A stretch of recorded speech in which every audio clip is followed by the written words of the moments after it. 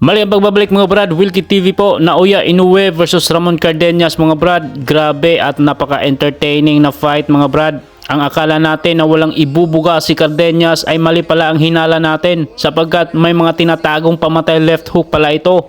Dahil na knockdown si Inoue mga brad sa round number 2 matapos tamaan ito. Ito rin yung nagpatumba kay Inoue mga brad nung laban nila ni Nery. Isang sulit na left hook mga brad. Pero ang nagpahina talaga siguro sa panga ni Inoue mga brad no ay ang tinamo niya kay Donaire na nabasagan siya ng eye socket. Agresibo at talagang nakipagpalitan ng mga suntok kay Inoue si Cardenas mga brad. Hindi kagaya sa laban ni Canelo at Skull na talagang napaka-boring, inaantok po ang mga manunood. Tumatama ulit ang mga pamatay left hook ni Cardenas mga brad sa mga sumunod pang rounds pero malaking adjustment po ang ginawa na ni Inoue.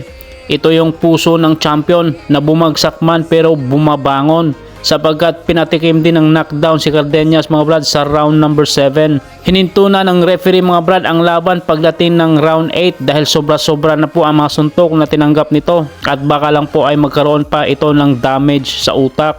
Magaling din yung referee mga brad no dahil prinoprotektahan din ang kapakanan ng fighter. Sabi pa nga ng corner ni Cardenas mga brad ay bibigyan na lamang siya ng isa pang rounds pagkatapos po ng round number 7 dahil humihina na po ang activity nito. Kasi sa round number 7 pa lang po mga brad ay halos 100 power punches na po ang kinakain nito.